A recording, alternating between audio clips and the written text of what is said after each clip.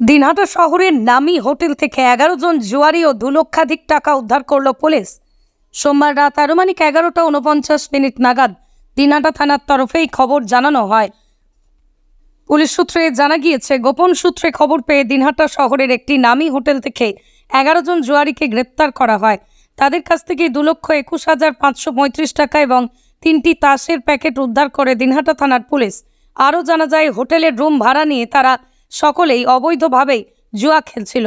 এরপরই hotel manager এবং বাকি কর্মচারীদের সহযোগিতায় 11 জন জুয়ারিকেই গ্রেপ্তার করতে সক্ষম হয় পুলিশ। দিনহাটা থানার পুলিশের পক্ষ থেকে হোটেল কর্তৃপক্ষকে ধন্যবাদ জানানো হয়। দিনহাটা থানার তরফে বলা হয় যে, যদি সমাজের সাধারণ মানুষ একইভাবে পুলিশকে সাহায্য করে, তবে শুধু জুয়ারি নয়, সমাজের অসামাজিক কাজের সাথে যুক্ত খারাপ মানুষদের বিরুদ্ধে কঠোর আইনি পদক্ষেপ গ্রহণ করতে পারবে পুলিশ। পুলিশের তরফে আরও জানা গেছে যে, অবৈধ জুয়ার বিরুদ্ধে এই ধরনের অভিযান চলবে।